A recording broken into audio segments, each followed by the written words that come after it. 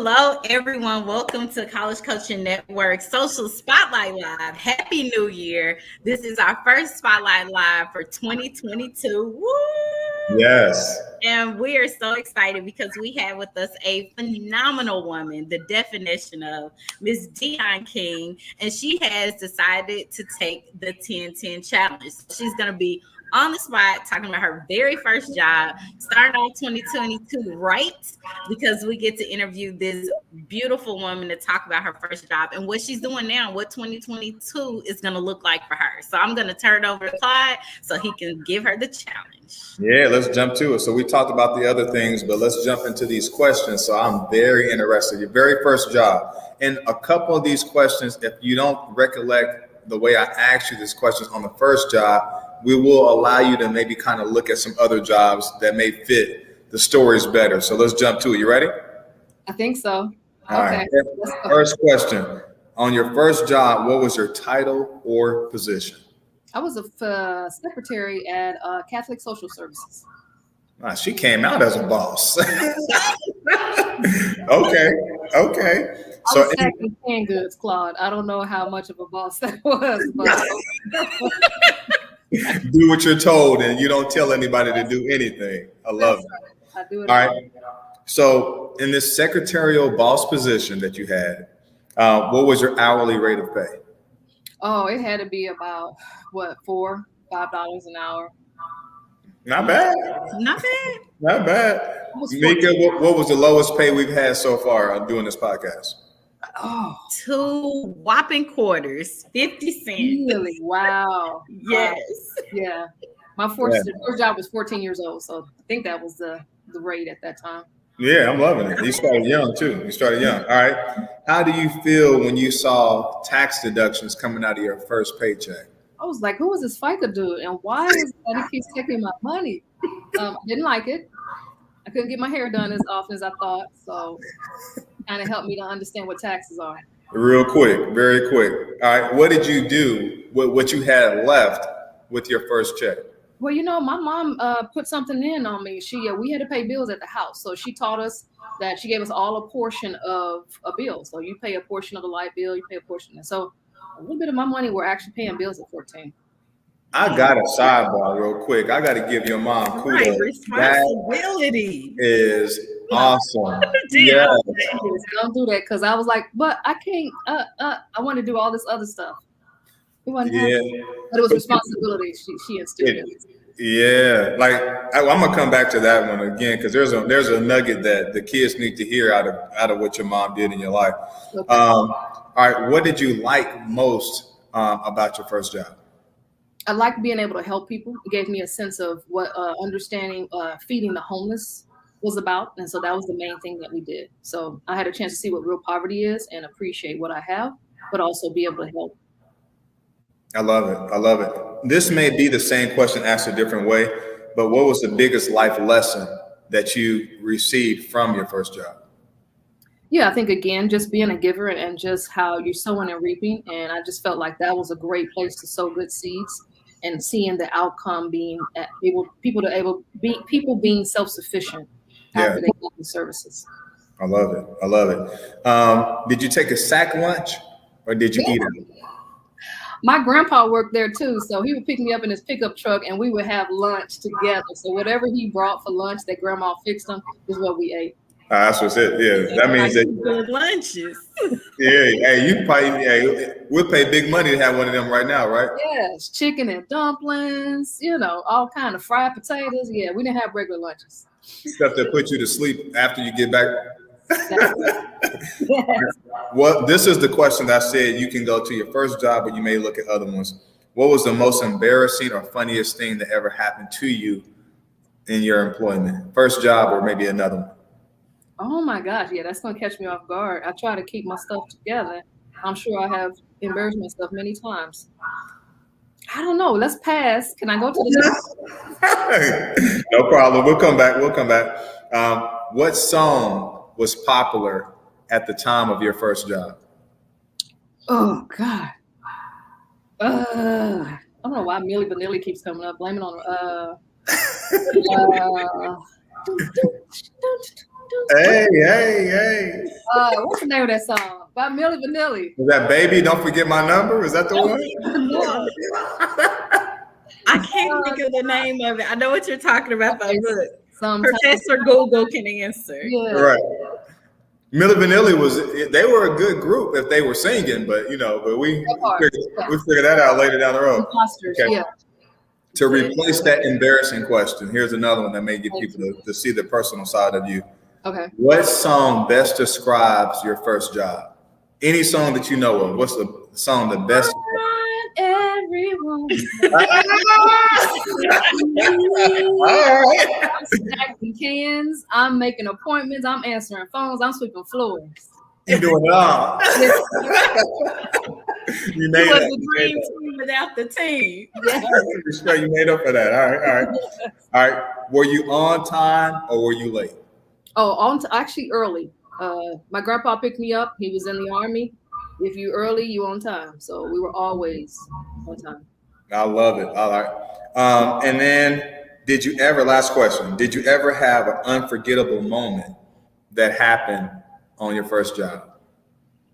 Yes, my grandpa beat up this man. And my grandpa was like 70-something years old. And we had a lot of people that dealt with mental issues. And he came towards my grandpa, and my grandpa jumped on this bar in the bathroom and kicked him in his chest. Told everybody that story for the rest of his days. My best thing. My grandpa was a kid. Grandpa was our samurai. Hey, grandpa brought food, kicked behind. Grandpa was a soldier. Grandpa was a no limit soldier. No limit soldier. That was probably his favorite song. Probably that one. Right. So you completed the 10-10 challenge. So kudos. So if you don't mind, can you tell us, and I know Mika will chime in too, but can you tell us, again, who you are, what you do now, because obviously you're not a secretary anymore. You actually are a CEO. So that is definitely a change in where you started from. But you didn't just start, at the CEO level. You started from the humble beginnings. But how do you, what are you doing? How did you get into this profession? What have you? Okay, thank you. And I appreciate you all allowing me this platform. I'm not sure if the secretary duties and what I do now as a CEO, my theme song is still I'm Every Woman, because when you are leading your own firm, which is DMK Consults, there's a lot of jobs and duties that you fulfill to make sure that your firm is running efficiently. I lead an executive leadership development firm. Again, the name is DMK Consults, and we are a national firm. We have national presence, and we get an opportunity to work with professionals all over the nation. And we also have some clients across the seas, about 3 of them. So I guess we could say we're international. But our main focus is helping people change in whatever area that looks like. We have 3 that we really, really key in on. The first is diversity and inclusion. How do I make this organization more inclusive? The second is, there's more opportunities for people that look like you and me. So that's also the main focus of our first thrust. The second one is conflict resolution. So I help people message those hard conversations. Yes. I love to sit in between people that are cussing and fussing and help them to come to an amicable solution without killing folks or each other. Including you. Including me. I get into the mediation room. I'm always aware of where the exits are. Halos that may be in the area. So I make sure that there's always some security. But no, usually it's some crazy stuff that I do witness, but I enjoy it. And then the third thing is being able to coach executives and just in whatever area. So if it's coming from corporate to their own business, or if they're wanting to move into politics, or if they're just wanting to see more of an increase on their jobs, I'm the one that helps coach them through that. So we're 3-in-1. I love that. And I love the fact that you have clarity in who you're called to serve. A lot of times in business, they say often that you don't actually know if you're in business until you know who's not your customer. Mm-hmm. Right. And so when you have clarity of who you're called to serve, it makes serving your clients a lot easier. Yes. So you can tell you've done a lot of self-navigating. But my question, going back so the kids can kind of tap into this. Go for it. Go Oh, for I'm it. sorry. I just want to bring up what you said, the 3 areas that you serve in, because coming from 2019 with the pandemic to 2020, 2021, now going into 2022, you serve a dynamic of people that I think the times that we're in is so impactful. Diversity, inclusion. I Mhm. know the students, their parents, everyone see all the different issues that we're now kind of peeling the onion back even more when it comes to diversity and inclusion as a whole across the US, especially. And then you also talked about conflict resolution. Mhm. Us working in the school system, one of the biggest things that a lot of schools are facing right now is conflict resolution issue, is Yeah. anger and aggression or poor communication because people have been locked in, right? And Right. then you, of course, also talked about CEOs that are in transition. And we just saw on the news not too long ago a CEO that fired a huge portion of his workforce on like what this 10-second Zoom call. Right. Ridiculous, but Right. So the area and the group of people that you are working with is right where we are in the climate of things that's going on in the United States, and key things that students now need to get that additional development in with going into the workforce, whether that be to work for someone else or to start their own business. So I just wanted to make sure I highlighted those things because these are things we see on the news every day. Every day. You're part of the solution that's fixing these problems, because a lot of people have conversation, well, how do we fix that? How do we do it? With people like you that are intentional in their service of addressing these issues, because these are 3 huge issues that we see every day in the media, social media, and everywhere else. So I just wanted to make sure I honed in on the things that you said because they're critical right now. well, thank you, yeah, for recognizing that. And you're exactly right. I actually do have a number of school districts that I work with, their boards and their executive leaders. And it is a key thing that we focus in on. How do we better the children? How do we create spaces that are not like anything that we've seen before? You know, we are educating children and being a full service organization. And that, so for some kids, this is the only place that they get, 2 meals, 2 or 3 meals, or it's the only place where they may be able to get some mental services and social work, that type of thing. And so what that looks like, and the pandemic brought about we didn't talk about this, but a whole stream of work that I was able to create. So I created a whole other stream of work. We talk about pandemic parenting for children. So now you have 2 different homes. Maybe you're in one home and the other home, has a whole different set of rules. And so sometimes it creates conflict. Does dad want to wear a mask? Does mom want to vaccinate? Blah, blah, blah, blah, blah. And so we have all these different conflicts and things that we definitely have to work through. And so you're right in pointing out that the school district is a key place that we've put a lot of work in, both in diversity and inclusion, and then with conflict resolution and mediation. Which is important, and I'm glad Mika highlighted that you're relevant. Yes. I like to think so. You're very relevant. So, I'm sorry, I don't want to interrupt. No, you're all right. Go ahead. I'm going to say in the relevancy, I'd like to think that I'm relevant, but I think the work that I do is even more important. I think that's what you were saying, but the work that I do, as well as with my colleagues in diversity and inclusion, I feel like just now became important. And, it's unfortunate that it became a highlight career at the murder of George Floyd. Business did this because now companies were taking their fingers off the mute button and going, there's racism in America and it impacts our employees. And what do we do? So then they want something real fast. And they're very serious. Well, many organizations are serious about it. There are some that they just want to check off a box. But you're right. The relevancy has increased in the work that we do and how we are creating better structures so that cultures can be more inclusive and really be intentional about that. You have to be intentional. And one of the things that I think that I hope our society gains from, even though that was a tragic situation with George Floyd, we can go down that pathway. But the thing is, we have to get out of trying to solve problems after they've already blown up. Mm-hmm.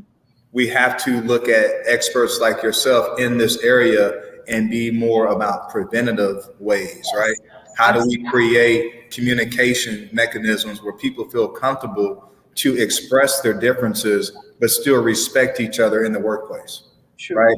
How do we? So I hope that what's happening because of that tragedy allows people to use you more preventatively as opposed to trying to, have conflict resolution. Because now at that point, you're just putting a Band-Aid on the situation. You got to be able to have conflict to get past that. But my other question real quick I want to ask you, it kind of ties into this.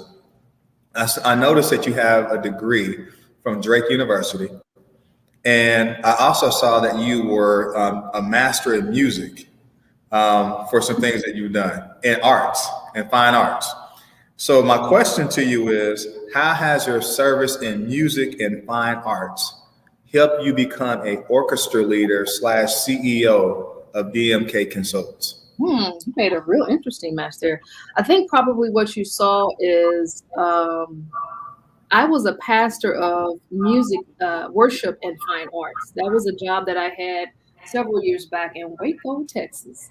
And I think the connection you're wanting to make as a CEO of a firm now, and then the leader of a worship department for a church, there's a lot of crossover. One, working with people and helping them to understand on a spiritual level what their gifts are and to fully walk into it. So we use music as the instrument. We used spiritual growth as one of the tools. And so my job was to do that. I sang, led worship.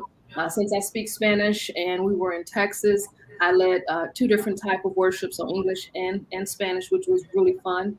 And it was just an opportunity for me to grow a group of people that functioned in the church. So that's what the music, the worship pastor of music and fine arts was about.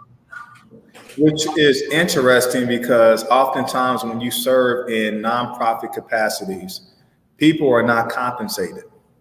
Now, not saying that, so they're doing this basically out the kindness of their own heart. And you have to lead people sometimes that you don't have the control as a CEO when you're controlling someone's pay, right? To make sure that they kind of line up to what the overall vision is. Right. So how did you lead from a position of respect and I guess them being in awe of what you bring to the table? How were you able to lead, and how did that translate over to you being able to use some of those things where maybe you're not the direct person that cuts the check for the employees that you're working with, but you still have to lead from a position where they have to respect you as a leader as opposed to you being a dominant leader, if that makes sense? That's a very good question. It's change, and it's really being good at change management. It's all the same, and it translates well. You find people's motivation. And when you're working in the church, their motivation is their spiritual growth, or it should be their spiritual growth. And so my ability to help people see how change spiritually was going to help them to grow, to flourish in their finances, to flourish in their gifts and singing, and flourish in their relationships in their family or whatever. That change piece is one of the things that I have always really been gifted in, and showing people how and motivating them with words on how they can change and be a better them. And it worked. And I was able to sing it, though, which is another thing that I like to do. And I really appreciate the pastor that allowed me to flourish in my gifts and to be able to work with the people at church. And so now fast forward to today, 6 years in and leading this firm with 20 plus years of experience. I always have to preface it with that. So I'm not new to this. Right. So there's, many years of a journey of mistakes, of growth, of understanding and learning. The same type of thing is met with my corporate clients now. What motivates them to change? And just because something is the right thing to do is not always the motivation for people to do it. And so I work with where people are. There are some industries where money is the key motivation. So let's start there. No judgment there. And there's others where it's accolades and recognition, awards in the community. We start right there. And then the other thing may be just because it feels good, or this is our corporate competencies and we want to align with the competencies of the organization, then we will start and meet those as our motivation pieces there. So it's all about change and how I manage that with words. I love it. I love it. Another question. I've got two more, and I know Mika's got something too. The word intuition. It's a setup question. What does intuition mean to you? And I'll have a reason why. I have a reason why I'm asking you this question. But what does the word intuition mean to you? I think it's sort of like insight into something. I see it as discernment, sort of a keenness into a particular subject. That's good. Yeah, that's right. You're right. Good. So, type real quick in my Google search. Go ahead. So, right. obviously, you must have a gift of intuition to be able to work with people in the capacity that you do. You must be able to have a sense of what people are feeling, what their core competencies are, what their motivation is, in order to be able to align what you do as a solution to actually fit the situation that you're in. But let's go back. How did intuition play into your decision to choose Drake as a college that you wanted to attend? Oh, I thought you was going a different place with that. That's a really good question. How did intuition? I didn't. To be very honest, I didn't use any type of intuition or forethought or knowledge other than what the brochures told me. I was going by faith that this would be a great school. Now, I did my due diligence and researched that, I wanted to go into law and I wanted to be a lawyer. I wanted to be Claire Huxtable. So anything that she did, I wanted to do. Honest. Love it. That's how I was like fashioning and setting up my life. And so I know that at that time, they called Drake the Harvard of the Midwest, with one of the top law schools in the nation. And I was like, well, I'll just do my undergrad there and then go on to their law school. And so I'm not sure that was intuition, but more of just some logical steps to try to set up the career that I thought I wanted to have. So I'm throwing this over to Mika because I know you're gonna take this. So what I heard, and this is Mika right here. What I heard is you had someone that you looked up to. You didn't have a direct relationship with Claire Huxtable, but she was someone that showed you what was possible. And because of, go ahead. In my mind, we were best friends. But yes, to your point, I had never met her. And but she showed in that time, I mean, think about that. This was an era and a time where African-American families were not depicted as success stories. And so she was a lawyer. She was a family woman. She was a bad chick. She was gorgeous. And she was intelligent. Those are all the things that I aspired to be. Now, it wasn't as if I wasn't seeing that in my day-to-day. My mom, I think, is gorgeous. She was smart. My mom was working on her doctorate when I was younger. And so I saw those type of strong woman images that loved their husband and took care of their children and were responsible in the community. And I wanted to be that. And so she was that focal point for me. And I think it's always good for students to really just have a focal point or somebody that they say, okay, I like the qualities of this, I like the qualities of this person, and then go for it. So yeah, that's how I kind of put things. This is the first time I've ever thought about that too. That's how I put things together, as a teenager in a young mind. That made sense. I gotta say this, and I'm shutting up, Mika. Go ahead after this. So this is important, and this is why we do this, because there's some things that we want to extract out of the hearts of people that we talk to that take them back, and also get you to reflect on some things that kind of catapult you to where you are, but you didn't even know that was even the underlying thing that was working towards getting you to where you are, right? So I grew up and I had a horrible figure as a father, right? And so I had to look just like you did, and I had to take what they call that? When you go to a restaurant, you can just kind of grab all the food. What is that thing called? Smorgasbord or buffet?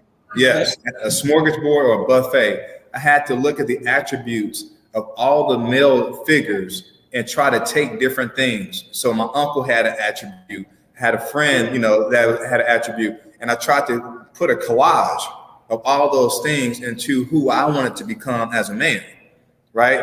And so I just want to tell every person out there, if you're in an environment, hopefully you listen to us, if you're in an environment and you don't see the person that you want to emulate, that's okay.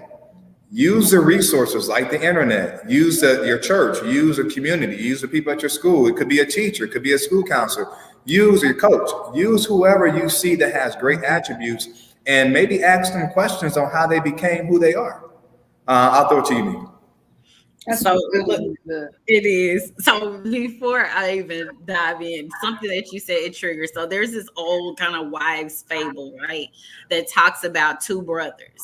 So one brother was, a alcoholic, couldn't hold a job, just really had a hard life, lost his family, just really had a challenge in life. Mm-hmm. And there was another brother who was very successful, never really drank because he just didn't want to touch it, had a loving wife and loving children.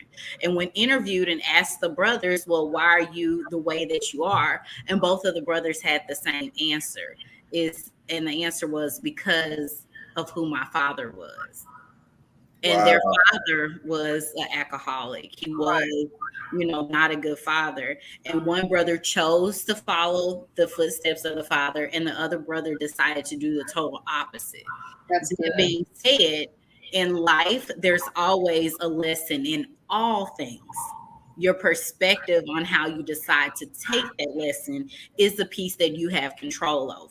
Absolutely. A lot of times we have no choice. None of us can choose our family that we're birthed in. We can't, choose some of the circumstances that happen to us as children, but all of us have the power to choice to decide where we're going to go. And being able to see, for example, the Claire Huxtables on TV allows you to have that fresh thought of, I can achieve that. If this person can have that, I can have it. It puts that spark inside. Right. But that being said, what was the spark, Dionne, that got you to see? Because you talked about 20 years of experience and that you're not new to this work, but you've been in business for roughly about 6 years. What was the spark that led you to become an entrepreneur and do the steps to go at it alone? Okay. Yeah, that's a good question. I get asked that all the time. Can I wrap up, though, what you just said? Because what you just said just needs to be, like, you've tied it up and put a bow on it because it was beautiful. I think, like what Claude said, having an absentee father, and then, not us never having any type of control of what family we're born in, we do have great lessons. You learn what to do, or you learn what not to do. And being able to glean that from that, I think, is really important. And so that's a great message for you to tell young people that it may look like a bad situation, but the lesson in it is, what not to do. Right? Yes. What not to do. So that's really good. So your question is, basically, how was I inspired to do the work that I'm doing 20 plus years in anything? Either you're crazy or you have passion for it. True. I think I might be a combination of both, because dealing with racism every day, dealing with inequities in the workplace, having the hard but meaningful conversations is something that you definitely have to be committed to. My inspiration actually started from 14, from the job where I was stacking cans and feeding people. I learned how to give and meet the people where they are and think about their needs. When I got to college, there was this position that I held on campus, a volunteer position called a cultural chair. That is what really sparked everything for me on really thinking about how race and gender and all the ways we are diverse, we can grow in those spaces, not ignore them, allow them to be seen as part of our identity and appreciated and celebrated, then also be leveraged in the workplace, which is the piece that a lot of organizations are missing. Yeah, we can bring in diverse people in our organizations. How do we leverage what the skills that they have, the unique skill set and backgrounds that they have?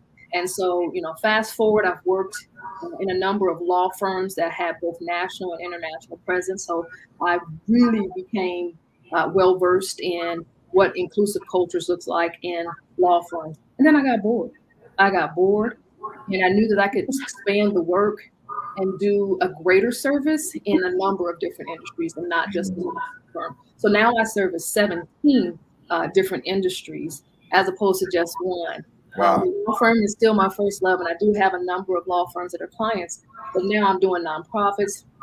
I do professional sports teams. We have engineering firms, construction.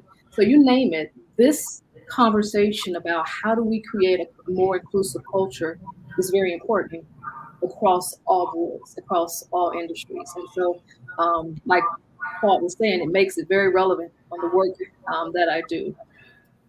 It comes with bruises. In my journey, in many rooms, I am the only one that looks like me, which I don't trip about that. I am okay with that. That's okay. Yes. I surround myself with people that don't necessarily look like me, but think like me. And I think Yes. it's very important for us to be able to give that message to young people. You should be able to communicate interculturally. That means you should be able to talk to people that don't look like you, right? Mhm. That's an advanced skill set of communication to be able to connect with people from all walks of life. And so I had to learn and grow in that in myself and how to do that. The other thing is you're always challenged as a Black woman executive, because while you're doing your job, you're also reminding them that you are qualified to do your job. Wow. This double consciousness of inequality that you continue to that continue to regenerate. So you have to remind them that I'm qualified. I got a couple of degrees. I'm able to do the work that I do. And so I'm consistent with that. Now I help other Black executive women to be able to message that in a way that keeps them employed. We don't have to always trigger off on people, and say it in a way that says, yes, I am qualified to be at this table, and I understand the value that I bring to this company. And so that's a lot of it. Now I'm skipping over the part where people tick me off and challenge me and understaffed me and made me feel undervalued. All of that comes with it. That comes with it. You just have to learn how to navigate. And I was lucky to have a lot of great mentors to help me, to get to where I am now. I love it. So we're going to end in this. Before I go into this last thing, how can people get in contact with you? If they want to be able to connect with you as far as mentorship, if they just want to ask you questions, or if there's a company that wants to bring in this dynamic superstar to help them get things better within their culture. Yes, okay, thank you. I love mentoring young people. I get calls from kids in high school or middle school and say, Ms. King, I know I'm really scared of doing this, but can I ask you some questions, or what is it like to do this? I love that, and we'll take time to do that with you. So give us a call. We are at DMK Consults on all social media platforms. So that's our handle, DMK Consults. And you can also contact us at Dionne at DMK Consults and email us. We also have our website, DMK Consults, where you can click on and set up a meeting, and we will have an opportunity to do a one-on-one. So there's always opportunities for us as a firm to help you grow. For those organizations that are wanting to grow, just this more of a structured, strategic DEI plan, we also provide that as well. Our calendar fills up very quickly, so we'd be happy to find some dates for you, but we say certainly give us a call sooner than later. In conclusion, if you were able to give advice to the younger you, what would be the 3 things that you know today that you wish you knew when you were younger? Let me say this. This may really be off script. You all let me know, and you can edit it if it's one, but your test scores do not always define who you are. And let me say this. I flunked my ACTs. I flunked every one of those standardized tests. I don't know if it was anxiety. I don't know where my mind went, but it was never a good turnout for me. However, graduating at the top of my class, graduating a 4.1, school was very easy for me. I was rarely challenged, but those tests challenged me, and I've usually had the lowest score. I panicked on that. I wish that someone would have said, it is okay. You can make it. Find a way to get what you want, which is what I did. And so I want to say to any young person that, good high test scores on those standardized tests are great. I do encourage you to inspire to do your personal best, but there are times when the test may not be as great. Find other ways to excel. And that was my success journey. It was embarrassing at first, but I'm too old now to be embarrassed about anything. And I will tell you the truth that's how I got to where I am. You just try another route when the first one doesn't work.